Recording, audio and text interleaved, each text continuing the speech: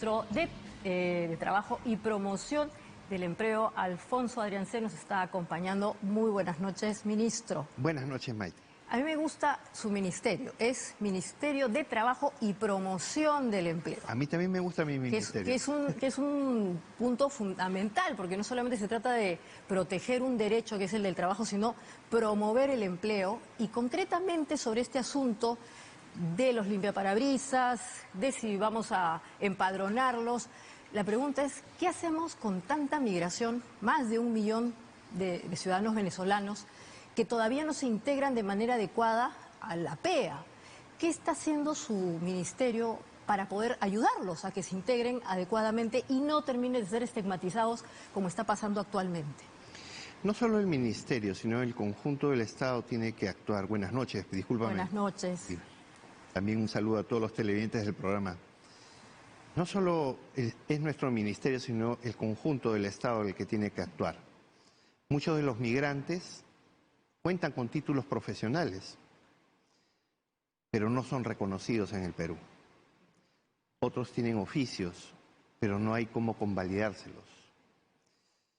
Entonces, ¿y eso de quién depende? ¿De su ministerio? No. ¿De quién? De distintos factores, ¿no? O sea, Minedu, Sunedu, Migraciones, que también tiene que verificar la condición habilitada de estas personas. Nosotros estamos desde nuestra cancha, por decirlo de esa manera, tratando de actuar de una manera más integral, convocar también a esas otras instituciones y ver el problema en conjunto, de tal manera que podamos atender a estas poblaciones vulnerables, porque no cuentan con sus documentos, no cuentan con facilidades para desarrollar empleos donde realmente tienen capacidades y tienen que migrar a otros. Por eso es que hay muchos profesionales también que se están encontrando en restaurantes, haciendo taxis y otros. Y aquellas otras personas que también han venido pero no cuentan con esas posibilidades, también están ocupándose dentro de la informalidad. Y ese es parte del problema en conjunto. Claro, porque como usted bien ha indicado, ¿a usted le parece que no está bien que se afecte un estilo, un oficio, que es el de los llamados limpiaparabrisas? Porque obviamente tienen que ver con familias que se mantienen de ese sentido, ¿no? Pero al costado está la precarización. Sobre ese tema, ministro, yo sé que es poco el tiempo que usted está en su cartera, pero de todas maneras ya debe tener como una visión panorámica. ¿Qué va a ser su gestión? Bueno, la precarización. Somos ambiciosos, en el sentido que sí queremos abordar los grandes problemas que tiene el Perú respecto a la política de empleo. Y puedo adelantarte, Maite, de que tenemos un programa que estamos ya en formulación vía Ministerio de Economía y Finanzas, articulando con otros sectores, para de una vez coger el gran problema que tiene el país, que es la informalidad. Digo problema en el sentido de la magnitud, porque en realidad también la informalidad para muchos ha sido una bendición, una oportunidad de realizarse. Pero lo que es concreto es que hay que trabajar en la formalización, es decir, que estos empleos no sean precarizados, como tú bien dices, que se goce de condiciones para que también se ejerza la tutela sobre derechos fundamentales de salud, seguridad en el trabajo, que exista un nivel pensionario. Entonces, todos estos temas en el Perú como que los hemos dejado en una segunda parte de la agenda. Yo creo que, pese a la inestabilidad del momento, es oportuno también reflexionar sobre los temas de fondo. Y eso es lo que yo he dicho. Yo creo que es necesario también pensar en que hay mucha gente que quiere solucionar el problema inmediatamente. Esto de los limpiaparabrisas, por ejemplo, nos ha motivado a muchos a ver cómo han reaccionado algunos gobiernos locales prohibiendo. Pero yo prefiero que hagamos promoción. ¿Promoción de qué? Promoción de la libertad del trabajo. Promoción de la libertad de oportunidades para generarse un autoempleo. Claro, Estas personas que están en la calle no reciben nada. Se están generando una oportunidad y si a eso le agregas una prohibición, los condenas a la marginalidad. O eventualmente ahí sí a la delincuencia con todas sus letras. Con todas sus letras, sí. Pero estas acciones que usted nos está comentando que van a desarrollar para mejorar o en todo caso para tratar de eliminar la informalidad, ¿a dónde están dirigidas? ¿Nos podría adelantar algunos elementos? Sí, hay algunos elementos que, mira, en realidad el que es informal no es solamente informal porque quiere serlo, sino también porque hay que ser sensatos y sinceros. A veces el Estado también margina de alguna manera al poner las vallas demasiado altas para la formalización. Entonces lo que tenemos que atacar es esos niveles en los cuales los emprendimientos se encuentran de repente en una etapa primaria, o se encuentran a mediano, o se encuentran ya establecidos pero necesitan seguir creciendo. Entonces, en cada uno de esos 3 estadios, ese nuevo programa que estamos diseñando va a interactuar. Pero no solamente como sector, sino también con otros sectores, porque tú comprendes también que, por ejemplo, en el sector producción hay un viceministerio de MIPES, ¿no es cierto?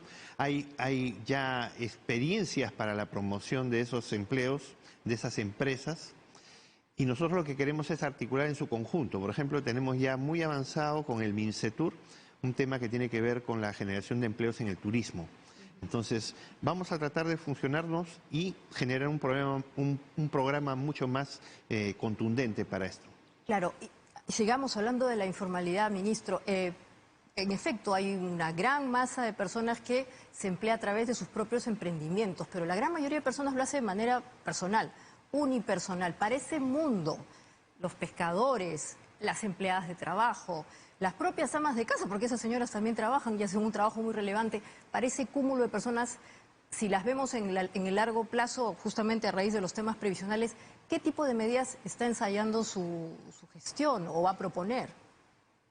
Hay determinadas políticas que el lado público lo puede implementar, pero también hay que ser coherentes y convocar al sector privado. El sector privado puede complementar muchísimas actividades y es más, el principal generador de empleo es el sector privado, no es el Estado.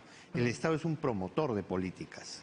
Entonces, frente a estos segmentos que bien has mencionado, son realidades muy específicas, hay una enorme diversidad y hay que atender a todos, y no todos tienen los mismos requerimientos. En algunos casos, por ejemplo, proveerles de cuentas de ahorro o cuentas que permitan también generar oportunidad para tener una previsión, si es que no pueden ingresar a la formalidad de las AFPs, por ejemplo. Eso podría ocurrir con estos segmentos que me has mencionado, pero también oportunidades de tener capital semilla para crecer en emprendimientos. Es cuestión de aglutinar a todos los esfuerzos y darle una coherencia. Hacia eso apuntamos.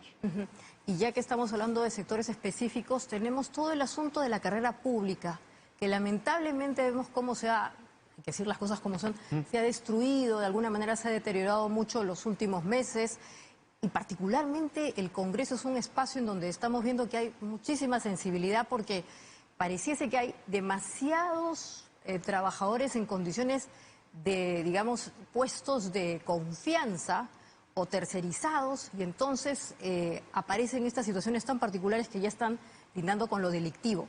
En algún momento se habló de Servir. ¿Qué está pasando con Servir? ¿Tiene usted relación con ese tipo de temas? Bueno, yo en lo personal te comento, Maite, yo he trabajado 8 años en el Congreso. Entonces conozco un poquito el monstruo por dentro también. Perfecto. Servir efectivamente tiene que ver mucho con el empleado público y tendría que actuar, pero la categoría específica de los trabajadores del Congreso los hace especiales. Hay una organización parlamentaria y un servicio parlamentario. La mayoría de los problemas están ocurriendo en los trabajadores que pertenecen, digamos así, a la esfera inmediata de los congresistas. Aquellos que trabajan en los despachos o que bajo la norma que ellos determinan que se les contrate, pasan a las comisiones. Ahí es donde está el problema. Los trabajadores formales del Congreso, digamos los estables, los que trabajan en otras comisiones, digamos en el servicio parlamentario mismo. Que están haciendo carrera, ¿no es cierto? Sí, los que hacen carrera, con ellos no hay ese tipo de disquisiciones.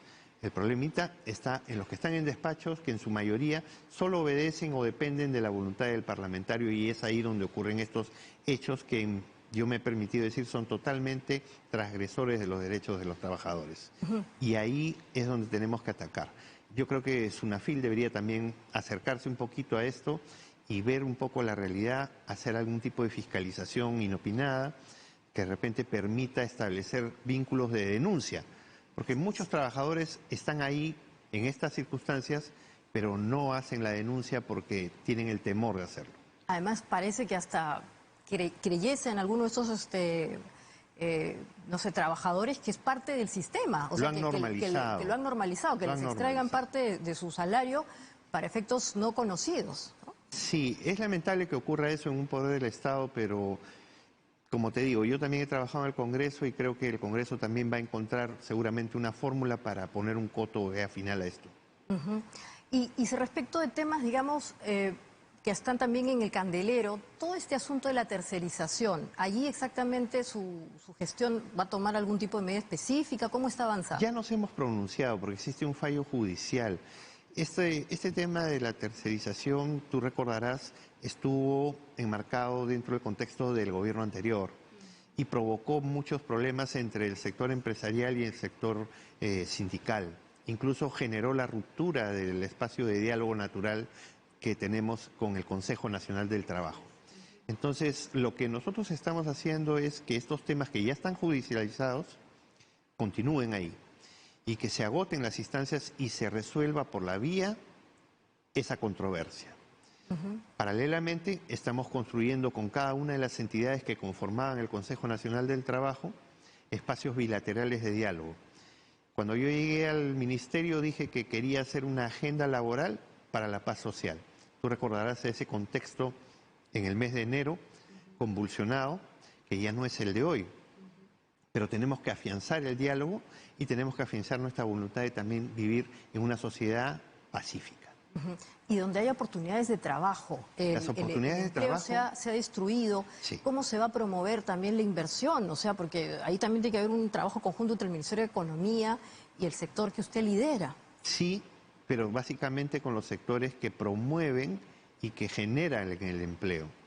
Nos hemos reunido con todos ellos, con Cámara de Comercio de Lima, con CONFIEP, con Sociedad Nacional de Industrias, con ADEX. Hemos establecido vínculos para generar también puntos de cohesión. Yo he estado en Piura, por ejemplo, con la celebración de los 50 años de ADEX, y la verdad que hay enormes coincidencias. Cámara de Comercio de Lima también tiene una serie de propuestas que tienen mucho de lo que ya nosotros veníamos avanzando. Entonces, no generemos, digamos, polarizaciones, sino busquemos concertaciones. Claro. Y además, ya que está hablando de Piura, mañana, a la medianoche se ha anunciado que va a empezar un paro sobre el sector del transporte, en fin, están con muchos descontentos por el tema climático. Al respecto, ¿ya han tomado algún tipo de acción o eventualmente acercamiento para justamente decirles que hay que tener un principio de lógica para no evitar que se desborde todo, ¿no? A ver, vamos a contextualizar todo esto. El gabinete se trasladó, ni bien estuvo ya declarada la emergencia. Más de 4 o 5 ministros han estado en la zona norte, ellos mismos conduciendo acciones. La presidenta también viajó.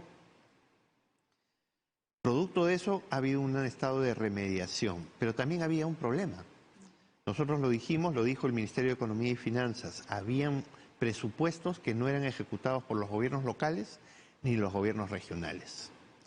Este entrampamiento también hay que denunciarlo, porque quienes justamente ahora dicen que deben irse al paro, tienen presupuestos para gastarlo y no lo han hecho.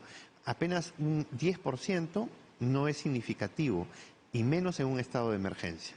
Sin embargo, nosotros desde el sector trabajo, por ejemplo, el día viernes hemos suscrito 46 convenios con gobiernos locales de Piura para el programa Lurawi Perú, empleos temporales. Hemos hecho transferencias que a ellos les va a permitir precisamente detectar a familias y a personas que tienen la necesidad imperiosa de generar ingresos porque los han perdido o porque han perdido sus casas producto de los desastres climáticos. Entonces, es un tipo de trabajo temporal, como usted indica. Es un trabajo temporal que los propios municipios, los alcaldes, convocan a los vecinos que tienen su situación vulnerable. Ellos los contratan, por decirlo de esa manera, son 40 soles el jornal diario, y nosotros como ministerio vamos a estar supervisando y monitoreando. Claro, ¿y cómo es que este trabajo temporal, ministro, se puede convertir en un incentivo para algo mejor? Usted ha hablado de capacidades, de estos programas que tienen que ver también con el aumento de productividad. El problema del Perú, usted sabe, es la productividad.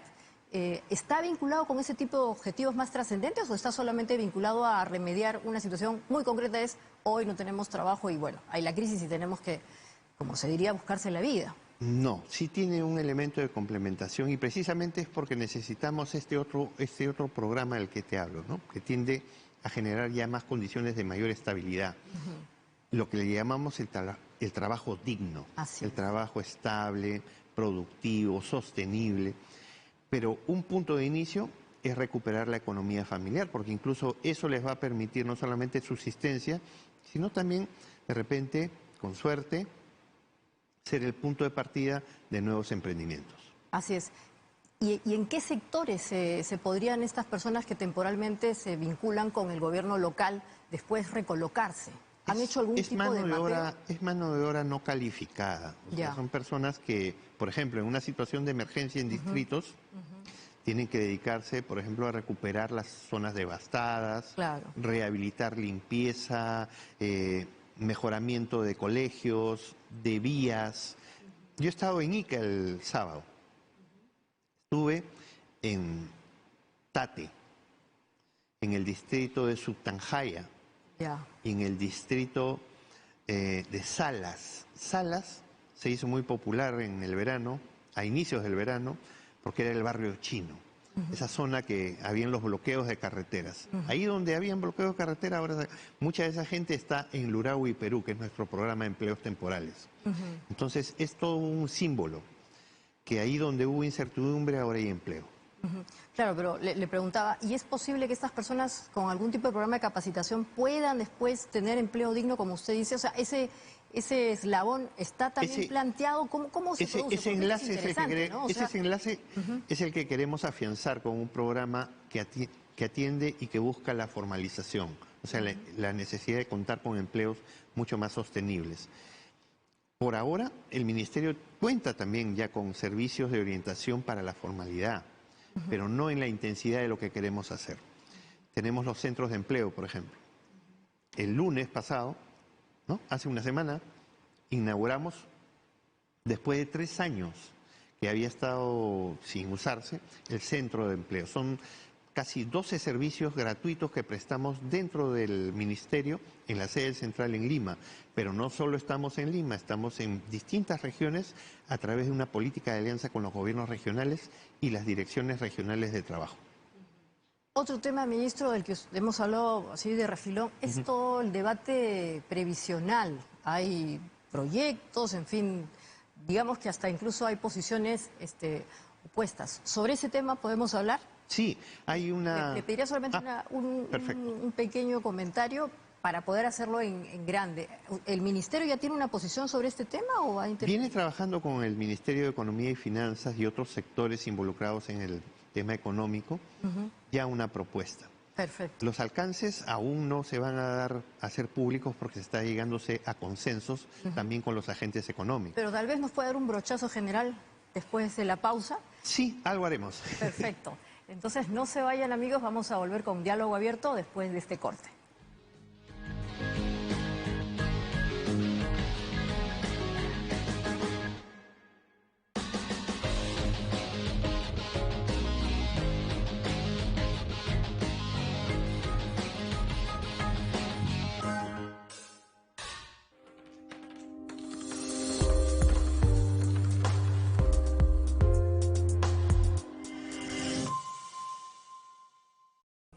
Información en nuestras lenguas originarias. Noticias en Aymara, Hiwasanaka. Aymara, Rusata y Atiaura.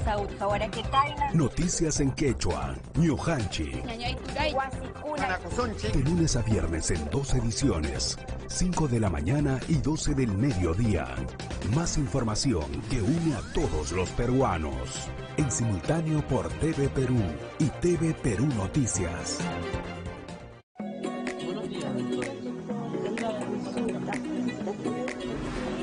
Hablemos de salud mental. En Mentalízate Perú, te escuchamos y te damos los mejores consejos para cuidar de tu mente y entenderla mejor. Cuando nos autovaloramos, somos conscientes de nuestras necesidades emocionales, físicas, mentales. Es una muestra de amor propio. Mentalízate Perú, sábados y domingos a las 10 de la mañana por Nacional. Recuerda, no hay salud sin salud mental. Nuestro compromiso. Brindar información de primera mano. Con un equipo de periodistas siempre presentes. Noticias Mañana. De lunes a viernes a las 9 de la mañana.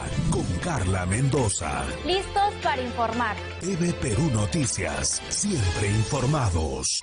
Porque descubrir y conocer nuestro territorio nos acerca a nuestros orígenes.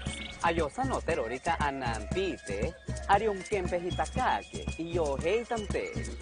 Y nuestras lenguas son parte de nuestra historia. Añane sanorite, irota que a cotirori ayenkitsare. Acércate y conoce la diversidad cultural de nuestro Perú. Ahora, más tiempo con ustedes. Todos los sábados a las 6 de la mañana. A Xiañane, por TV Perú. La señal que nos une.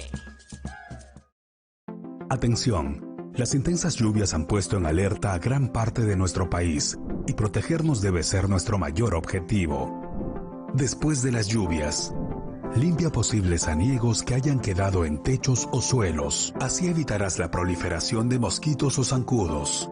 Verifica posibles vías de filtraciones de agua en tu hogar para sanearlas. Comunícate con tus demás familiares para hacerles saber que todo está bien. Recuerda que lo más importante es que tú y tu familia estén a salvo.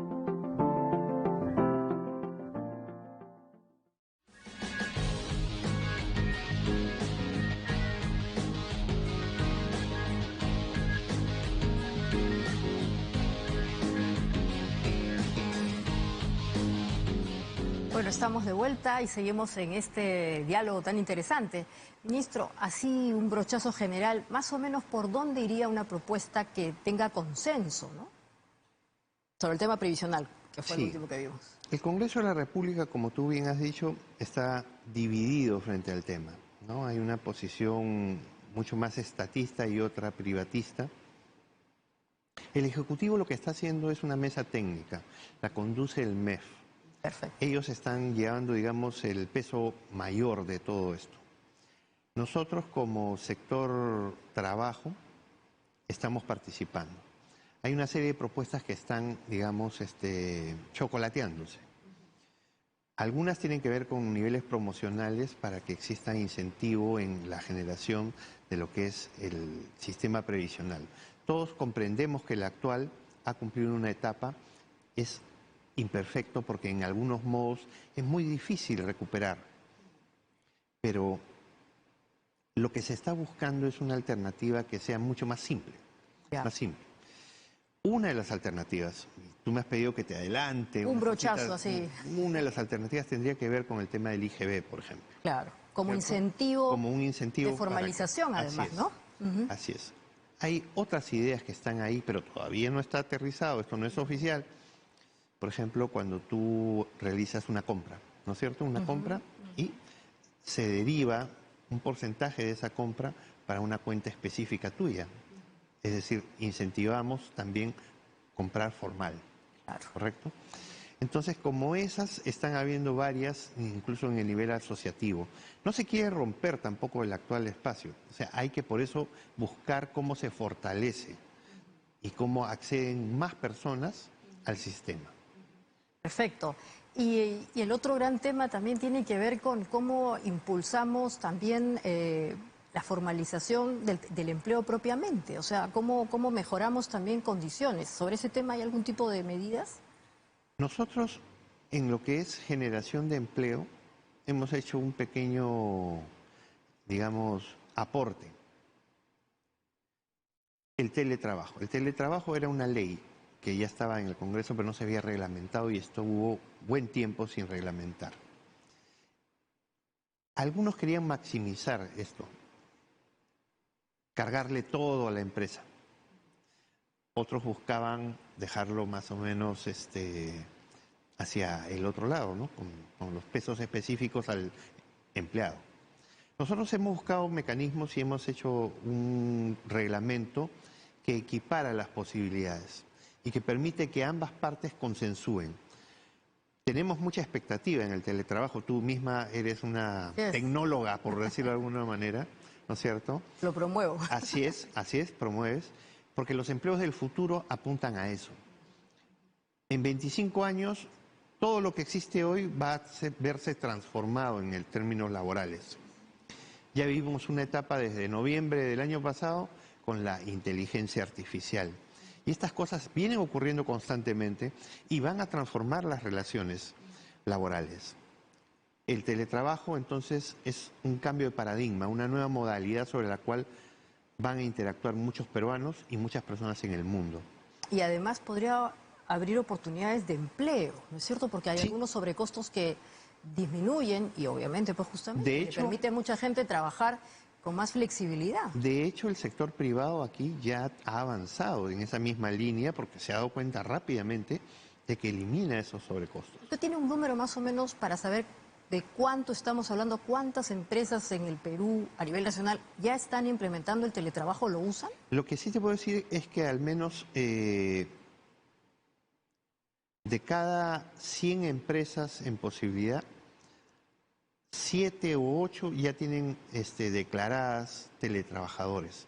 Eso es un avance en un corto plazo, pero es necesario fortalecer, incentivar, difundir, aceptar. Yo te decía, ¿no? En el sector privado hay una enorme aceptación y en el sector público vamos lentos, ¿no? Los jefes de recursos humanos de los ministerios, de las entidades públicas todavía no entienden perfectamente de que pueden asimilar esta modalidad y permitir también que accedan más personas, que incluso también los vulnerables, ¿no? Muchos de los vulnerables pueden encontrar en el teletrabajo una opción importante. Nosotros lo que buscamos en esta etapa es difundir al máximo el conocimiento del teletrabajo y sus ventajas. Yo contaba hace tiempo una anécdota, ¿no? Yo soy de la generación del pinball, ¿no? Cuando yo salía del colegio agarraba una moneda y la metía en un aparatito que era el tamaño de un refrigerador, ¿no es cierto? Con una pantalla en blanco y negro. Ajá, claro. Después vino la generación del Atari que hacía lo mismo, pero ya no tenía que estar en un local, sino que lo hacían en sus casas, con sus televisores. Y hoy gozamos del PlayStation, ¿no es cierto? En ambos casos, en las mismas 3 generaciones, ¿no es cierto? Siempre los padres han dicho, estás perdiendo el tiempo. Pero no es así. Lo lúdico permite que accedas a una oportunidad de trabajo diferente. Yo dejé la máquina de escribir y fácilmente pasé al teclado de una computadora. Hoy los chicos del PlayStation ya juegan con personas de otras latitudes, ¿no es cierto? Cuando ingresen a la población económicamente activa, van a poder trabajar en empresas de todo el mundo. Globales. Y ya que estamos hablando de temas de futuro, y eso también nos reconforta, porque no todo es tan triste, Chile acaba de promover un nuevo régimen de horas de trabajo, las 40 horas famosas, y con esto se ha puesto a la vanguardia, ¿no? Casi como los países nórdicos. Ecuador, Chile. Claro. Hay la idea todavía en el Perú de que es necesario trabajar miles de horas, porque eso es lo mejor, y entonces castigamos también algunos elementos de los que ha mencionado ahora, ¿no? Que ha mencionado, el tema lúdico, el descanso. ¿En el Perú es posible pensar en una realidad así o estamos muy lejos y todavía hay que hablar de modalidades? Yo creo que hay vanguardias en el país que sí entienden de que el tema no es cuántas horas te dedicas o cuánto tiempo estás sentado en tu escritorio, sino que el tema es cuánto produces. Así es. Y si lo produces en menos tiempo, mejor, porque igual es la cuota que tienes que producir. Esas circunstancias y esas vanguardias, yo creo que se van a terminar alineando. En el caso del Perú, esto es una reforma constitucional, no es no es mágico. Nosotros podríamos impulsarla, pero también el Congreso. Y de hecho es el Congreso donde tendría que debatirse y aprobarse. Es un artículo y es una reforma que pasa, porque lo que nosotros tenemos es una jornada de 40, como máximo 48. Pero todo el mundo trabaja más. Claro, pero bastaría con suprimir eso para llegar, digamos, a establecer las 40. Pero que eso se haga un derecho y que se haga realidad es también un tema de mayor aliento. Eso requiere también que exista una visión sobre cuál es el escenario del trabajo en el futuro, ¿no? Con trabajadores con derechos propios, bien ganados, bien remunerados, pero que exista también una protección del Estado y que también que la empresa comprenda de que ese es el escenario en el cual se avanza sobre mayor productividad sin necesidad de estar preocupado por el tiempo. O eventualmente los ingresos, porque también hay la idea de que necesitamos trabajar mucho para tener una chanchita que nos permita llegar a fin de mes.